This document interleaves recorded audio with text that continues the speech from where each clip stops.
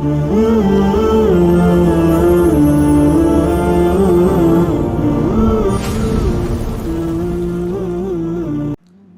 صاحب 18 ذی الحجہ کو حضرت عثمان رضی اللہ تعالی عنہ کی شہادت کلمناک واقعہ پیش آیا. حضرت عثمان صحابی ہیں جن پر دوسرے تو کیا اپنے اہل سنت کے بھی بہت سارے حضرات اعتراض کرتے ہیں, ان کی پالیسیوں پر اعتراض کرتے ہیں. آپ حضرت عثمان کی شہادت کے واقعے اور ان کے فضائل بیان کریں.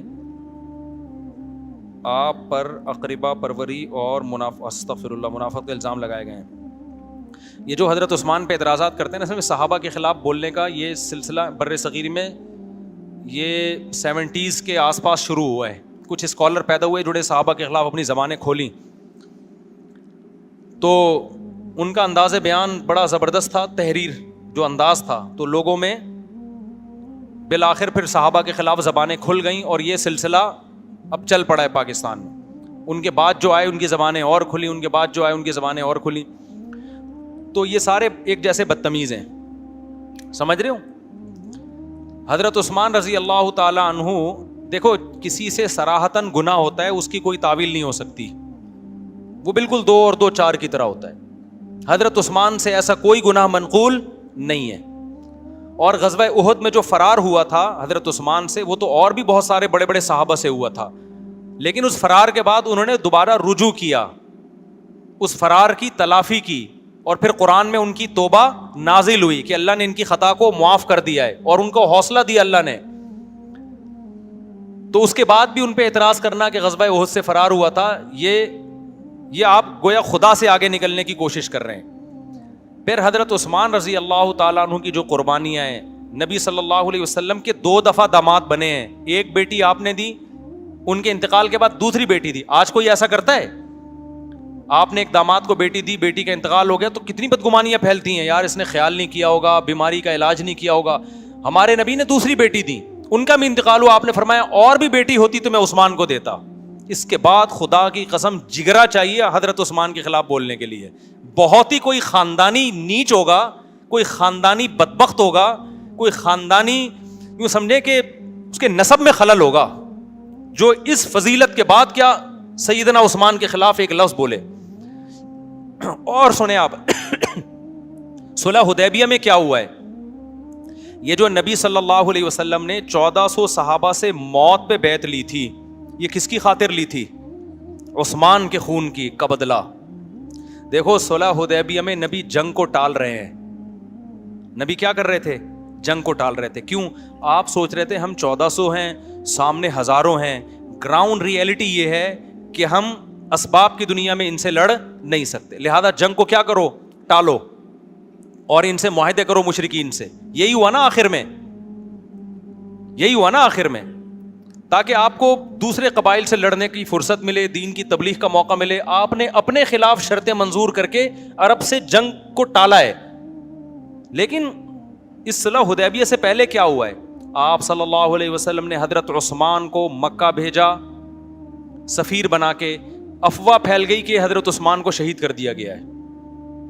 ہمارے نبی اتنے غضبناک ہوئے کہ تھوڑی دیر کے بعد جو آپ سلو کر رہے تھے تو آپ نے ان 1400 صحابہ سے موت پر بیعت لے لی کہ عثمان کے خون کا بدلہ ہم رائے گاں نہیں جانے دیں گے.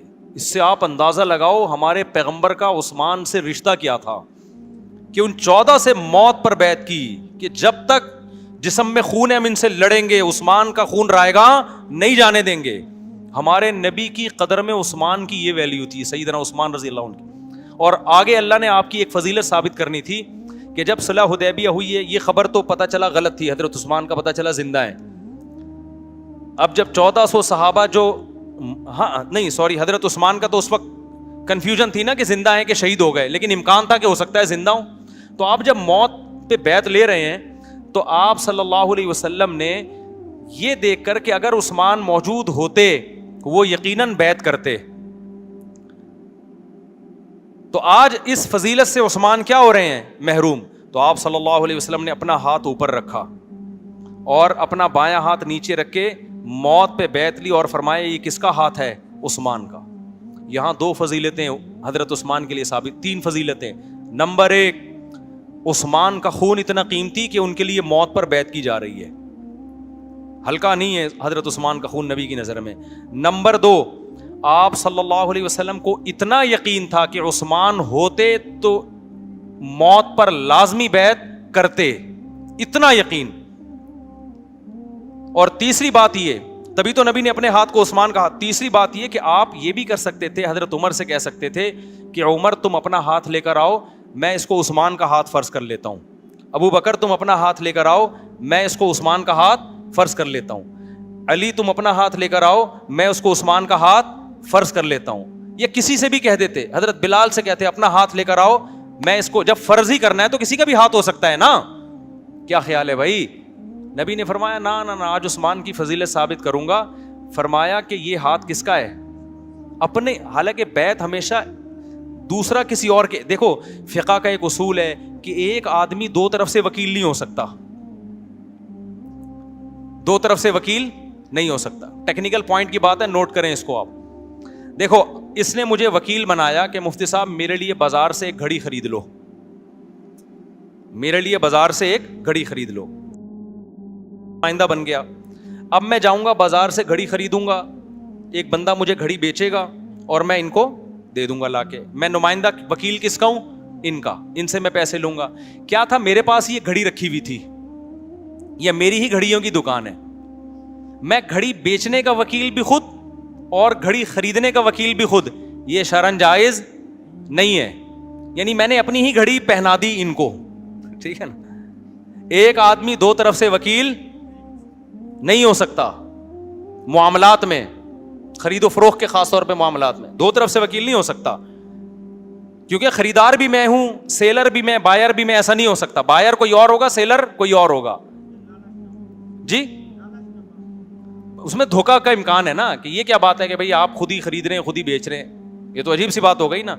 یعنی میں اپنے آپ سے ہی طے کر رہا ہوں کہ یہ گھڑی میں وسیم بھائی کی طرف سے خرید رہا ہوں, اپنے ہی آپ سے. ایسا نہیں ہوتا. یہاں نبی صلی اللہ علیہ وسلم نے خلاف قیاس کام کیا ہے.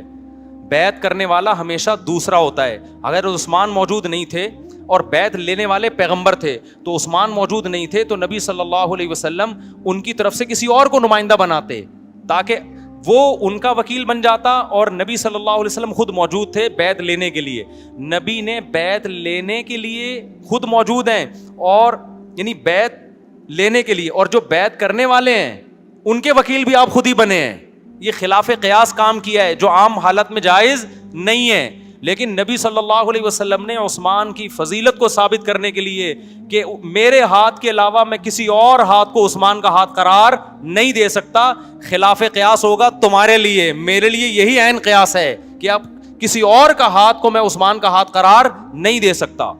اس سے بڑی فضیلت کیا ہوگی یار. پیغمبر نے اپنا ہاتھ اوپر رکھ کے اپنے ہاتھ پہ رکھا اور فرمایا یہ ہاتھ کس کا ہے؟ عثمان کا ہاتھ ہے. تو میں سمجھتا ہوں اس کے بعد بھی کوئی سیدنا عثمان پہ طنز کرے تو وہ کسی نیچ نسل کا ہو سکتا ہے, سمجھ رہے ہو نا, اس کا اسلام سے کوئی تعلق نہیں ہو سکتا. تو اس کے بعد بھی اگر کوئی اور بہت زیادہ فضیلت ہے حضرت عثمان رضی اللہ تعالیٰ. عشرہ مبشرہ میں تیسرے نمبر پہ حضرت عثمان کا نبی نے ذکر کیا, اور حضرت عثمان کی قربانیاں آج بھی آپ کو مکہ مدینہ میں, سعودی عرب میں حضرت عثمان کے وقف کنویں ملیں گے آپ کو. اور کتنی فضیلت سیدنا عثمان رضی اللہ تعالیٰ عنہ کی. تو میرا مقصد ابھی فضائل سنانا نہیں ہے, وہ فضائل پر بیان تو 6 گھنٹے بھی کم ہے. میرا مقصد تو جو غیر خاندانی ہے ان کا غیر خاندانی ہونا بتانا ہے, کہ نیچ نسل کے لوگوں سے آپ کیا رہیں, ہوشیار رہیں. ان کو سنے ہی نہیں, ان کم بختوں کو.